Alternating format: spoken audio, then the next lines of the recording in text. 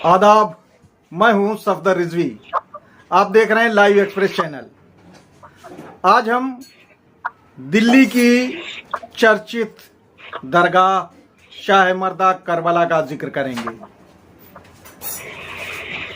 इस दरगाह पर एक लंबे अरसे से अव्यवस्था और वहां की कमेटी पर धन के गलत इस्तेमाल का आरोप लगता रहा है। इस कमेटी के चीफ पैटर्न मौलाना कल्बे जवाद है और ऐसा माना जा रहा है कि उनके नेतृत्व में वहां गड़बड़ियां हो रही हैं। ऐसा आरोप एक बार नहीं, बार बार वक्फ बोर्ड की तरफ से बनाई गई कमेटी के जनरल सेक्रेटरी सरफराज हुसैन लगाते रहे हैं। आज हमारे साथ बातचीत के लिए सरफराज हुसैन है। उन्हें पहली कामयाबी अगर कहा जाए तो अभी मिली है, वो भी अदालत से। क्या कामयाबी मिली है, आगे क्या कामयाबी मिलने की उम्मीद है? जी सरफराज साहब। देखिए रिजवी साहब, एक तो मैं सबसे पहले आपको ये बता दूं आपके माध्यम से फॉर्म को, एक ये छोटा सा अचीवमेंट है, खुशखबरी है, क्योंकि बेईमानों को एक बहुत बड़ा झटका लगा है। दरगाह शाह मर्दा करबला जोरबाग में जो अंजुमन हैदरी है, उस पर जो नकली लोग काबिज बैठे हैं, फोर्सफुली काबिज बैठे हैं, जो नौटंकी करके इलेक्शन करवाते हैं, लाइफ मेंबर को वोट डालने का हक नहीं देते हैं, उसके ताल्लुक से न सिर्फ दिल्ली की बल्कि हिंदुस्तान की एक बड़ी मशहूर और मारूफ हस्ती हाजी डॉक्टर रिजवान अली साहब ने एक मुकदमा दायर किया था 2022 में, जो 2022-2025 इलेक्शन के ताल्लुक से था कि ये इलेक्शन बिल्कुल बेमायनी, मनगढ़ंत और गैर कानूनी है। इस पर अंजुमन हैदरी के खिलाफ कोर्ट ने एक संज्ञान लिया। इसमें अंजुमन हैदरी ने अपना ये पक्ष रखा था कि ये मुकदमा इस अदालत में चल ही नहीं सकता।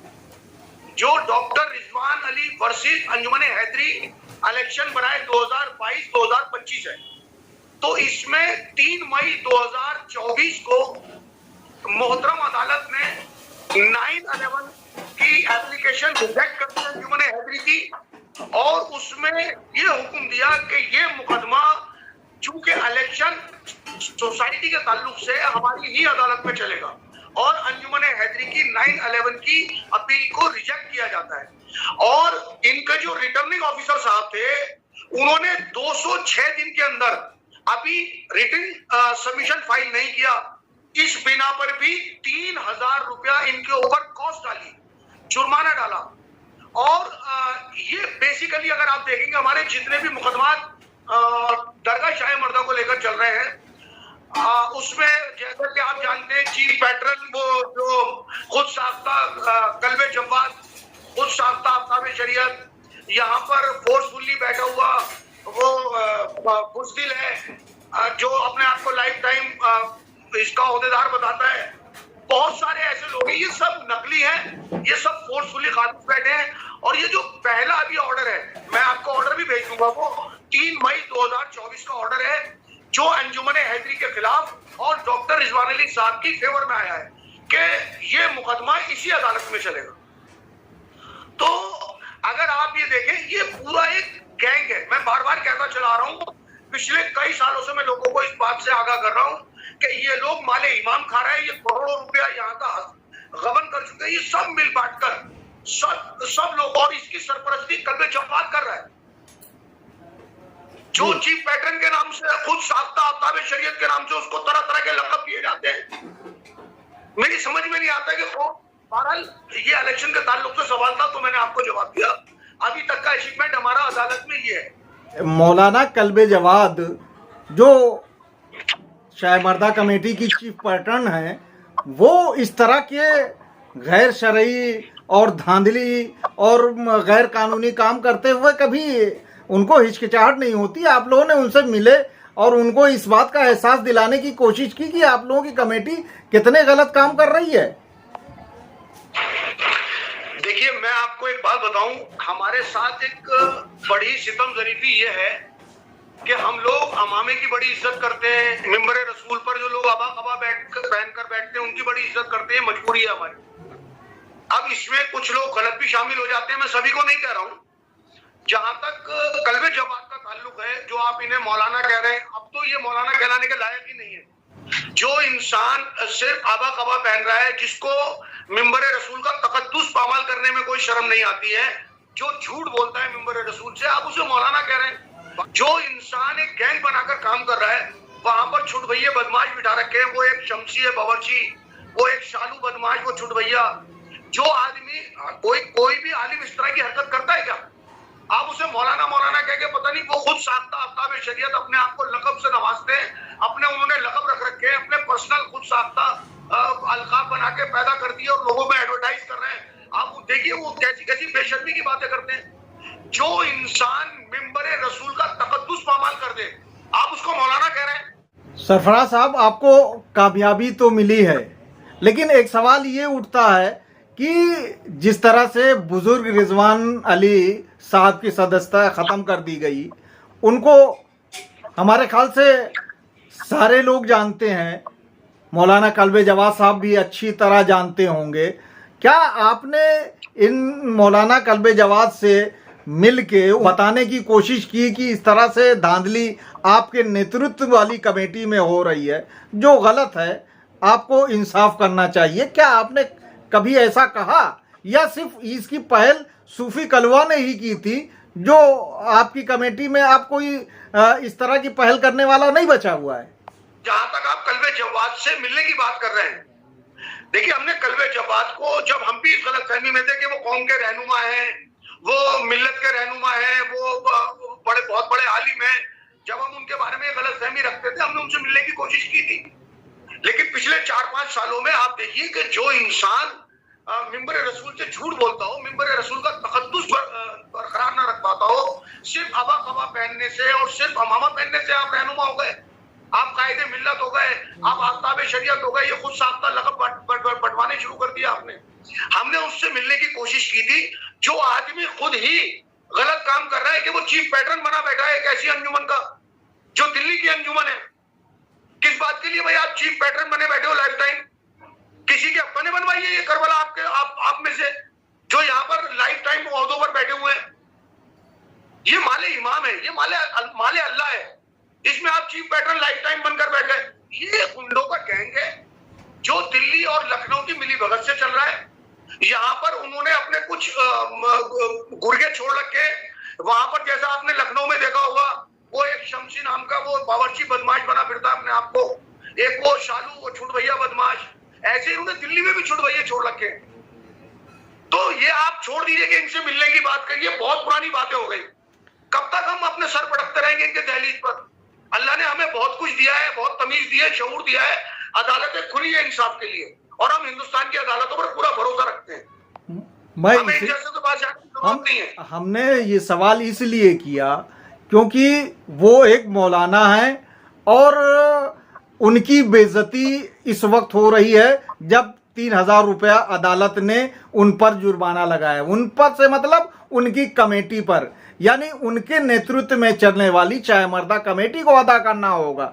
इससे मौलाना की भी बेइज्जती होगी और कमेटी में जितने भी लोग हैं उन सबकी बेइज्जती है। इसलिए मैं पूछ रहा हूं। दूसरा सवाल मेरा इसी से जुड़ा हुआ था कि पहल करने वाला जो आपके वहां एक डायनेमिक लीडर था, वो उसका नाम था सूफी कलवा, जिसने मौलाना कल्बे जवाद से बातचीत करने की जुर्रत की थी और हिम्मत के साथ मौलाना कल्बे जवाद से कहा था कि आपकी कमेटी में जो कुछ हो रहा है वो गलत हो रहा है। तो ऐसी हिम्मत आप लोग क्यों नहीं कर पा रहे हैं कि उनकी आंख में आंख डालकर ये कहें और उनको बताएं कि क्या गलतियां हो रही हैं, क्या कमियां हैं? बेइज्जती इज्जतदार की होती है, जिसकी कोई इज्जत ही ना उसकी क्या बेइज्जती होगी? 3000 क्या 30,000 रुपए भी कौन ले जाएगी जब भी इनकी कोई बेइज्जती नहीं हो रही? ये कभी इज्जतदार थे ही नहीं भाई। दूसरी बात, आंख में आंख डालने की बात कर रहे हैं आप। हम तो गले में गला डाल के बात कर सकते हैं, हाथ में हाथ डाल के बात कर सकते हैं, सर में सर डाल के बात कर सकते हैं, लेकिन बात उससे की जाती है जिनका मेयार बराबर का हो, जो ईमानदार लोग हो। किनसे बात करेंगे हम, जो खुद माले हराम खा रहे हैं, जो खुद माले इमाम खा रहे हैं, जो मिंबर रसूल पे खड़े होकर झूठ बोलते हैं, हम उनसे बात करेंगे? देखिए, झूठ बोलने की बात तो आप कह सकते हैं, झूठ बोलने के वो आदी हैं और झूठ बोलना उनका जन्मसिद्ध अधिकार है, लेकिन आप माले हराम खा रहे हैं, ये जो इतना बड़ा आरोप लगा रहे हैं, इसके क्या सबूत हैं? आरोप नहीं लगा रहे हैं, हमने तो सबूत दिए हैं भाई। भाई एक बात बताइए आप, ये मेरे अब्बा की बनाई हुई करबला तो है नहीं, ये दरगाह मेरे दादा ने तो बनाई नहीं थी, ये हमारे बुजुर्गों ने किसी ने बनाई। इससे होने वाली आमदनी का हकदार कौन है? या तो ये दरगाह है या कौम है। उसके ऊपर करोड़ों रुपए आप खा रहे हैं, बड़ी बड़ी गाड़ियों में आप घूम रहे हैं, 5 स्टार होटलों में आपको ठहराया जा रहा है दिल्ली में। आप कौम की रहनुमाई करने आ रहे हैं यहाँ पर? नहीं, आप यहाँ पर अपने हलवे बांटे सीधे करने आ रहे हैं। और अगर आपको सबूत चाहिए इनकी बेईमानी के, हम आपको 28 फाइलें दिखाएंगे। और इसवी साहब, हमारी ये आदत रही है जब से हम ये अंजुमन के मुकदमेबाजी के चक्कर में पड़े हैं कि हम बगैर सबूत के कोई बात नहीं करते। मुख्तसर हम बता रहे हैं ना, इन्होंने कहा था कि एक साल में 3.5 करोड़ रुपए की आमदनी हुई, इन्होंने बताया था। ये 2008 से काबिज बैठे हैं, कितने करोड़ रुपए हो गए? हम 200 करोड़ का इल्जाम लगाते हैं, हम सरफराज लगाता है 200 करोड़ का इल्जाम, लेकिन 40-30 करोड़ रुपए तो ये खुद साबित कर चुके, खा चुके उसके। मुझे ये बताइए, करबला में कोई 3 रूम सेट बनता है? करबला जियारत की जगह है, ताजियों के दफीने की जगह है, वहां पर कब्रिस्तान है, वहां पर आप मौलवियों के लिए स्पेशली 3 रूम सेट बना रहे हैं अपनी आरामगाह और आराइशगाह के लिए। वहां पर जो लीगल इसका सेक्रेटरी है बहादुर अब्बास, वो अपने माँ बाप की 50वीं सालगिरह करवा रहा है शादी की करबला में। करबला इसलिए बनाई गई है। आप 3000 रुपए का आपको दुख हो रहा है, आपको ये दुख नहीं हो रहा वहां पर 20 लाख रुपए का नैयर अली तकवी जो नकली प्रेसिडेंट है इस अंजुमन हैदरी का, उसको ठेका दिया जाता है और वो लाखों रुपया मजदूरों का खा गया। आपको वो तकलीफ नहीं हो रही कि वो 20 लाख रुपए का उसको ठेका दिया गया प्रेसिडेंट होते हुए? हमने आवाज उठाई थी कि जो ओहदेदार होगा वो ठेकेदार नहीं होगा। इसीलिए तो डरते ही लोग। ये जितनी चीजों का आपने जिक्र किया, ये तो बहुत ही मुख्तसर बताया है आपने। क्या इन सब चीजों को कहीं रिकॉर्ड पे लाने के लिए पुलिस में या वक्फ बोर्ड में या और कहीं आपने कंप्लेन की है? आपका बिल्कुल सवाल बिल्कुल ठीक है। हमारे पास पिछले 5 साल में 50 से ज्यादा ऐसी कंप्लेंट है जो हमने दिल्ली वक्फ बोर्ड में की है और वहां से बाकायदगी के साथ इनके खिलाफ हमने कमेटी गठित करवाई थी। आज अच्छा, अब इस केस में आपको क्या फैसला आने की उम्मीद है रिजवान अली साहब वाले में? डॉक्टर रिजवान अली साहब जो है वो अंजुमन हैदरी के लाइफ टाइम मेंबर थे और इन्होंने उनको वोटर लिस्ट से बाहर कर दिया बिना किसी वजह के। और ये मन गढ़ंत एक नौटंकी का इलेक्शन 2022 करवाया इन्होंने, 2022-2025। तो ये फैसला तो इनके खिलाफ आना ही है। ये 1.5 साल से कोर्ट को गुमराह कर रहे हैं जी। कोर्ट इनसे पूछता है पूरब की बात, ये बताते हैं पश्चिम की बात। कोर्ट इनसे पूछता है ईस्ट की बात, ये बताते हैं वेस्ट की बात। जो हमारा क्वेश्चन है ये उस पर आते ही नहीं कि आया हम अंजुमन हैदरी के मेंबर हैं या नहीं, आया हमारा वोटर लिस्ट में नाम है या नहीं, क्या हमें वोट डालने का हक दिया गया है या नहीं। और ये जो आप ये नौटंकियां देखते हैं ना हर 3 साल में कर रहे हैं, ये दरअसल कर ही इसलिए रहे थे कि इनसे कोई सवाल करने वाला था ही नहीं। किसी को ये गद्दार इमाम हुसैन कह देते हैं, किसी को ये चोर कह देते हैं, ये पर्सनल अटैक पर आ जाते हैं, ये फैमिली अटैक पर आ जाते हैं, ये किरदार कशी करने लगते हैं।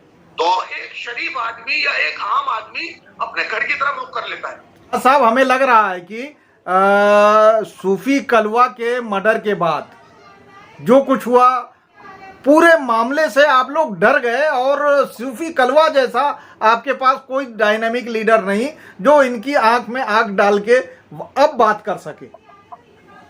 देखिए जी, डायनामिक लीडर का क्या क्राइटेरिया है ये तो मुझे नहीं मालूम आपका, लेकिन हम एक बात अपने बारे में जरूर आपको बताना चाहते हैं कि अभी नैयर अली तकवी ने एक बात बहुत आम उड़ाई थी कि अब अंजुमन हैदरी जो दरगाह शाह मर्दा की और उस पर जो नकली ओहदेदारान बैठे हैं उनके खिलाफ कोई केस नहीं चल रहा है। मैनेजिंग कमेटी जो दिल्ली वक्फ बोर्ड से बनाई गई थी और जिसमें सरफराज हुसैन को जनरल सेक्रेटरी बनाया गया था, सारे मुकदमा खत्म हो गए। ये बात बिल्कुल सिरे से झूठ पर मुबनी है।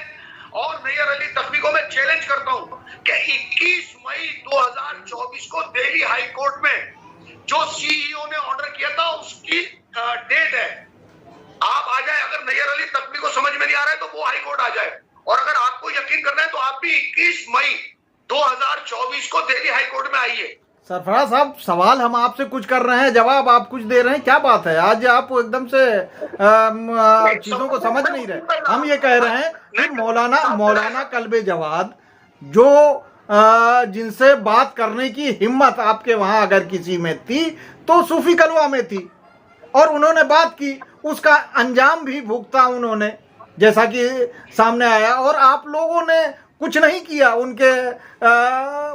उनके मर्डर के बाद, आप नहीं कर पाए। जितनी भी कार्रवाइयां हुई उसके बाद खत्म हो गई, आप लोग चुपचाप से बैठ गए।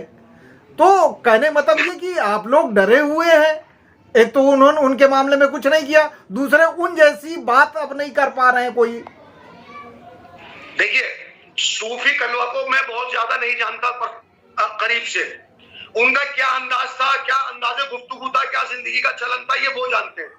जहां तक मैं अपनी बात बताता हूं, जब कोई भी लीडर किसी मुहिम को लेकर चलता है और उसका नागहानी कत्ल करा दिया जाता है तो कौम में डर तो पैदा होता है ना। मैं भी एक इंसान हूं, गोली तो मेरी भी लग सकती है। किसने कत्ल करा दिया? किसने कत्ल करा दिया? आप तो डर रहे हैं नाम लेते हुए। नहीं, नाम लेते हुए नहीं डर रहे हैं। हम तो खुल्लम खुल्ला शुरू से कहते चले आ रहे हैं कि ये कत्ल कल्बे जब्बार और बहादुर अब्बास नहीं करवाया था। हमने तो ये, आप क्या बात कर रहे हैं, कहते हुए डर रहे हैं? आप 2019 में 22 पेज की कंप्लेंट हमने लोधी कॉलोनी थाने में की है, जिसमें हमने साफ साफ लिखा है कि इन दोनों ने ये कत्ल करवाया है। आप क्या बात कर रहे हैं? डर रहे हैं? इनसे डरेंगे हम? क्या बात कर दी आपने रिजवी साहब। हमें तो ऐसा लग रहा है कि आपको कल्बे जब्बार ने भेजा है हमारा इंटरव्यू लेने के लिए। कहने का मतलब ये कि उनको कौम का रहबर कहा जा रहा है। और सरकार, मेरी बात तो सुन लीजिए, ऐसे लोग का इस दुनिया में नहीं आए जिन्होंने खुदाई का दावा किया। क्या ऐसे लोग दुनिया में नहीं आए जिन्होंने रसूल अल्लाह पर इल्जाम लगाया कि ये ढोंग करते हैं, इन पर वही नाजिल नहीं होती? क्या ऐसे लोग दुनिया में नहीं आए जिन्होंने जन्नतें बनवाई? तो ऐसे ये भी आ गया होगा, वो अपनी रहनुमाई का दावा कर रहा है। आप हमारे सवाल का जवाब ठीक से दे नहीं पा रहे हैं, या तो आपको समझ में नहीं आ रहा है, आप पढ़े लिखे हैं, या तो आपको समझ में नहीं आ रहा है। हमारे कहने का मतलब ये है कि आजकल जिस तरह की बातें चल रही हैं और कहा जा रहा है कि दिल्ली आकर उन्होंने शाह मर्दा को बचाने के लिए या उसके लिए जो प्रयास किए, कुर्बानियां दी जिसकी वजह से करबला बची है, उसे दूसरों के हाथों में नहीं जाने देंगे। अच्छा, मुझे एक बात और बता दीजिए, आप एक जन्नत के कितने खुदा बनाएंगे आप? एक अभी मैंने सुना था, वो कोई असद नकवी नसीर आबादी कोई शायर वायर है, वो कह रहा है कि करबला मैंने बचाई शाह मर्दा। आप कह रहे हैं कल्बे जब्बार ने बचाई। इधर दिल्ली में बैठा हुआ बहादुर अब्बास कह रहा है कि मैंने बचाई। भाई, एक करबला को कितनी बार किसने बचाया और किस किस से बचाया? आज यजीद कहेगा आगे कि मैं इस्लाम बचाऊंगा। जब आप करबला के जनरल सेक्रेटरी हो जाएंगे, जिसका वक्त करीब आता हुआ दिख रहा है, तो क्या आप इन सब को वहां से निकाल बाहर करेंगे, जिसमें मौलाना कल्बे जवाद भी हैं? इनको भगाने की जरूरत नहीं है। इनको इनके किरदार में जो भी इन्होंने गुनाह किए उसके अंजाम तक पहुंचाया जाएगा इनको, और इनकी जगह है जेल। किसी को नहीं बख्शा जाएगा इसमें। जिसने भी माले इमाम खाया है उसको जेल जाना पड़ेगा। आपसे गुजारिश है कि इस चैनल को सब्सक्राइब करें, लाइक करें, शेयर करें और कमेंट करें।